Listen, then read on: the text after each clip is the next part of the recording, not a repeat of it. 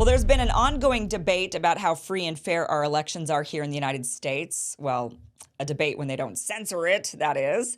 With us now is Christina Tobin. She is the founder and chair of the Free and Equal Elections Foundation. Christina is not new to the free and fair election cause. She started her career as a nonpartisan ballot access coordinator and as an expert in defending signatures and coordinating petition drives.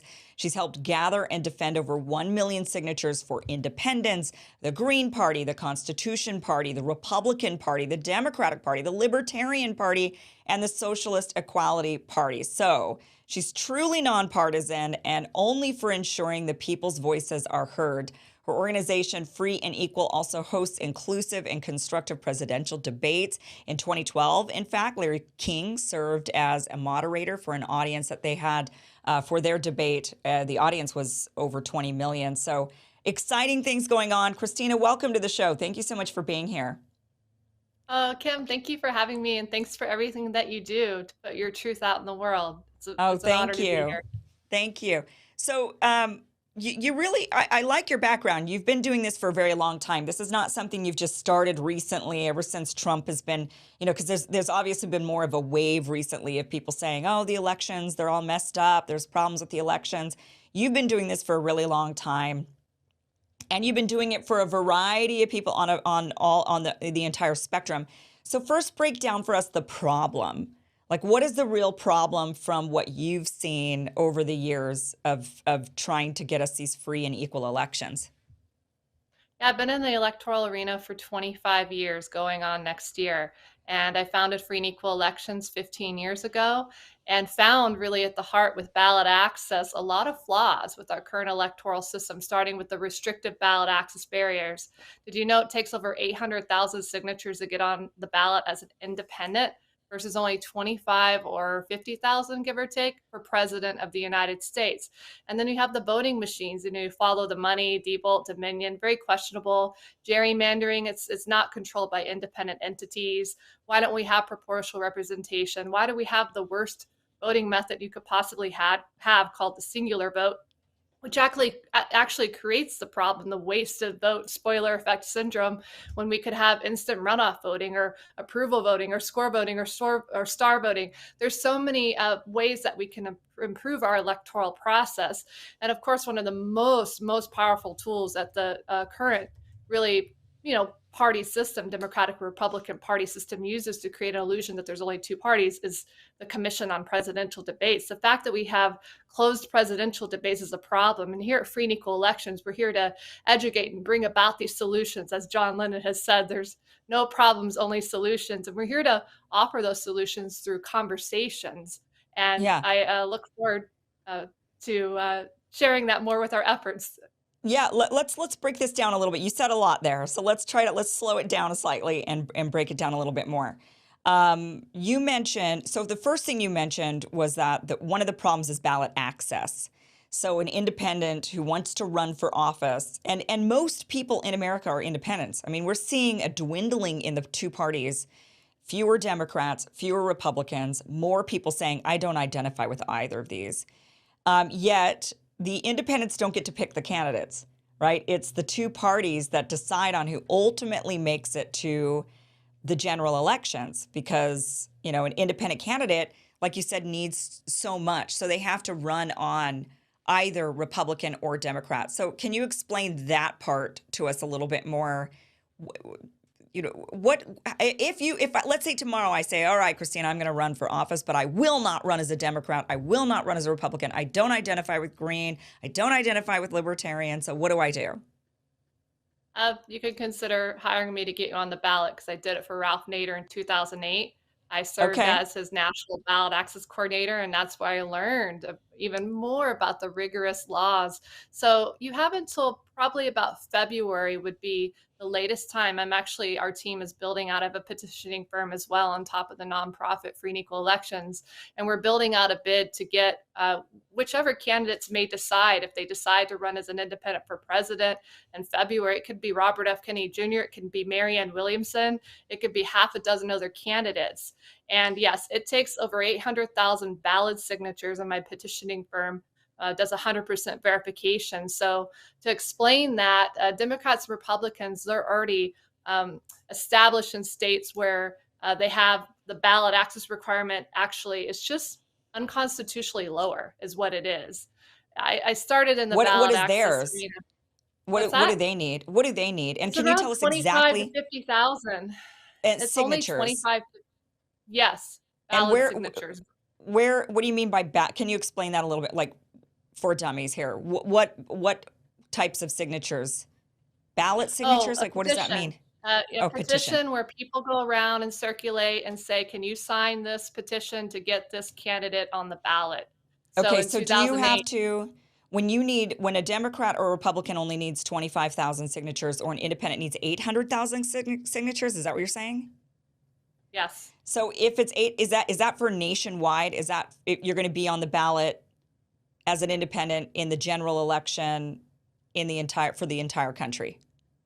Yes, the ballot drive requirements to get on the ballot as an independent in all 50 states is over 800,000 signatures.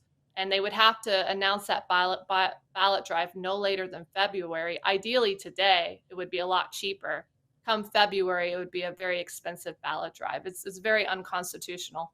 Right. So let's put this in more real terms for us to really understand. So Robert F. Kennedy Jr., I believe he's not going to get that Democratic nomination. There's just no way they're going to let him have that nomination.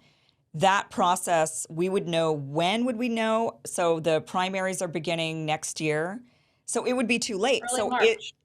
Yeah, so if it starts later and then they do the convention usually in July, right? June or July, I think is when the Democratic convention is. That's when they say this is who our candidate is. So you're saying that if they inevitably say, oh, it's Joe Biden, surprise, surprise, everybody, and Robert F. Kennedy Jr. is not going to be the Democratic nominee, are you saying that it's too late for him to switch and become an independent because he needed to If he declare that wants by to get on the March? ballot in all 50 I mean, states, by he would need to February? start. Sorry, there's a delay here, so So, that's yeah. why for your audience. But there, he would need to announce in February if he wanted to get ballot access in all 50 states plus DC. If he started later, then there are just some timelines where it would be where you could only get on the ballot in 40 states or 30 states and so on. So that would be public information, wouldn't it? So he wouldn't be able to like go behind the Democrats' back and do this by February No, without them knowing. Oh gosh. Okay, so it's like impossible for him to make the switch. Is it impossible for him to make, so if he doesn't get the nomination by June, May, June, we know this, May, June, July, what are his options then? if he ran as an independent, he would not get all 50 ballot lines. So depending on when he decided to announce, it would be less than 50, which would make it even more difficult to win. So it is, the current system is flawed. It's one of many different things I mentioned before. And those are great questions on the ballot access front to dial it down. And these are things that when we elect members of Congress beyond the Democrats and Republicans, alternative parties, independents, that are serving the people and not big money, we're going to see these sort of reforms just really happen instantaneously. Ballot Yeah. access should be the same for everyone. Yeah, right. Yeah, for sure. Okay, so let's talk now about the voting machines. I know this is something that this has been a hot topic on the Republican side for a while here. What are the issues with the machines themselves?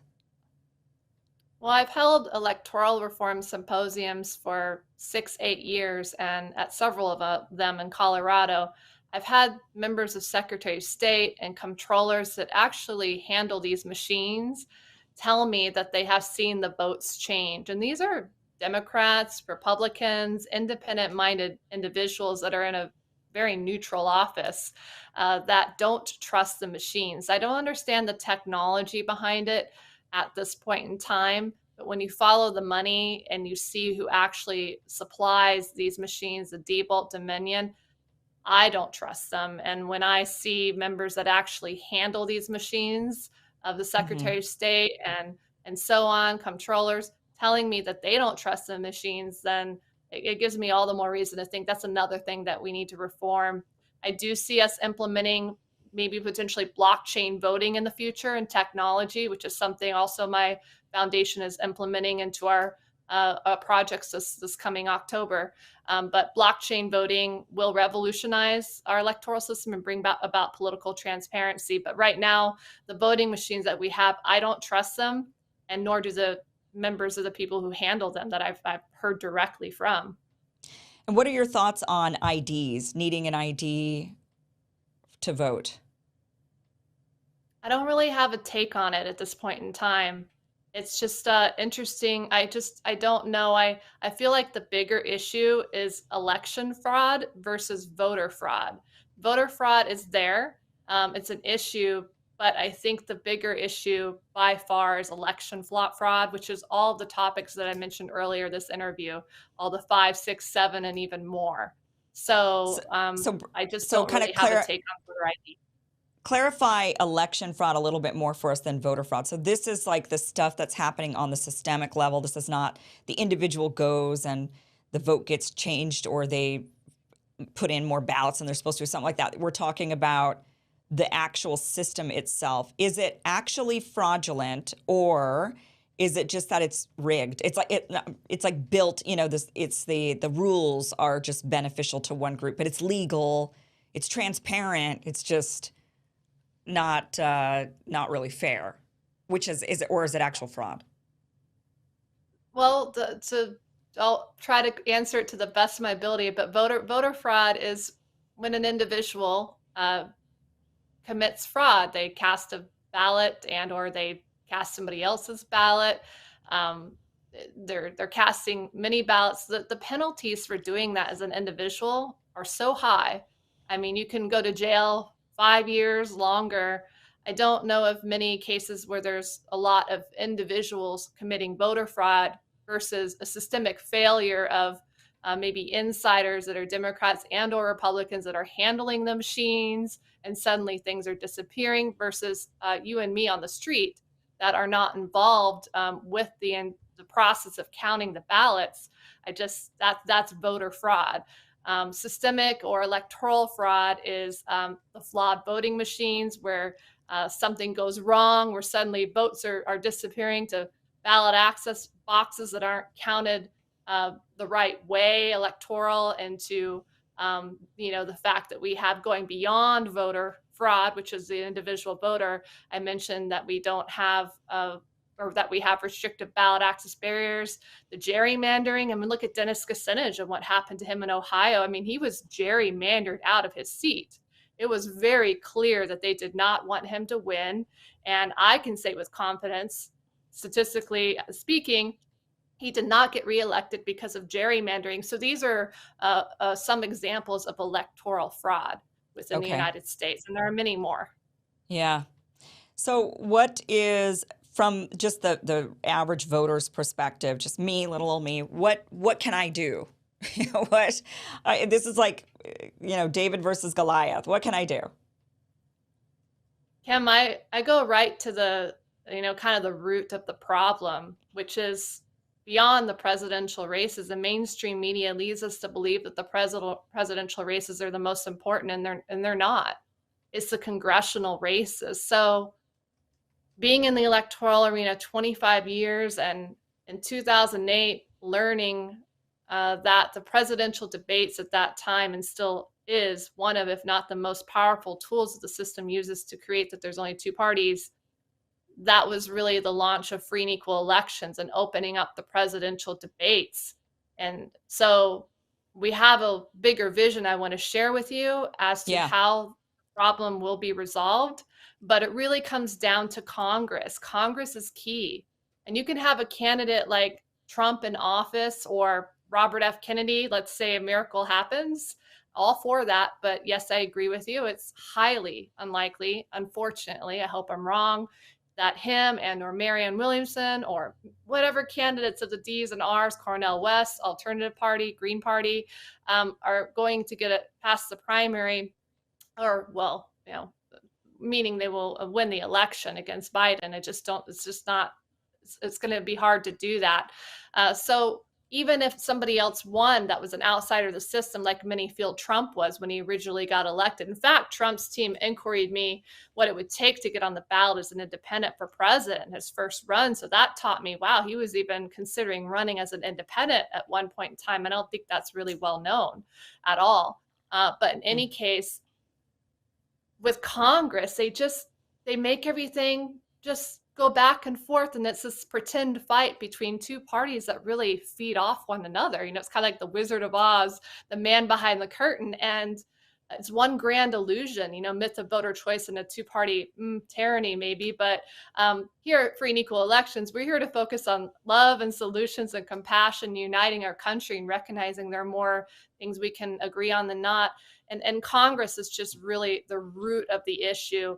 All we need to do is replace a couple hundred of them, and the people take the majority, and all these problems are going to really resolve very quickly.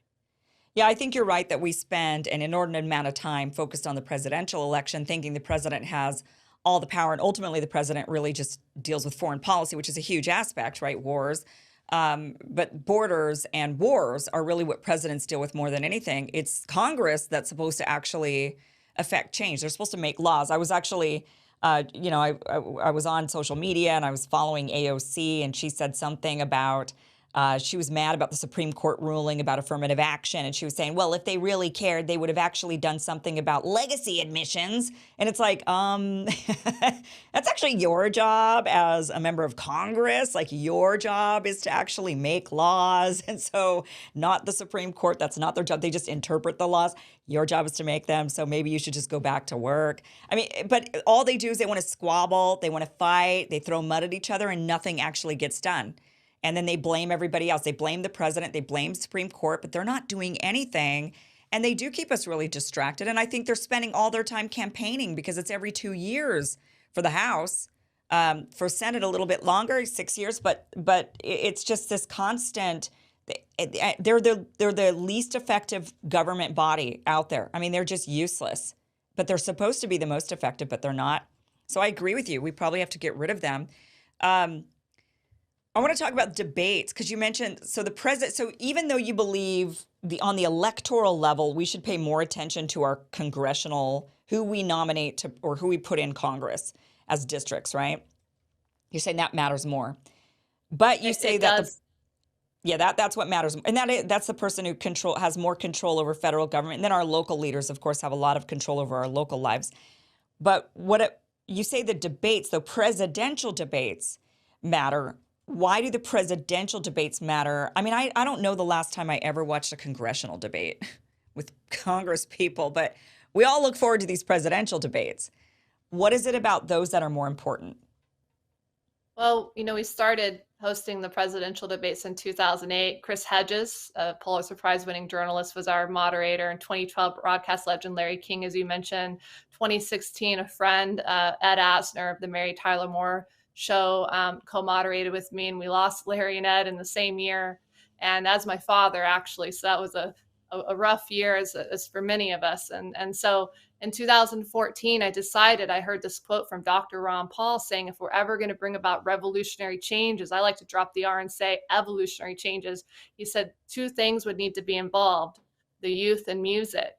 So Free and Equal Elections, my nonprofit, started hosting what's called United We Stand Festival, which is bringing together conscious artists and thought leaders and organizations, really building a coalition around the presidential debates, because I didn't see anybody else building truly an independent movement that is for the people, right? And that could be a platform to help, and will be, and is becoming at a level of magnitude that I've always manifested and wanted it to be, is right on the horizon.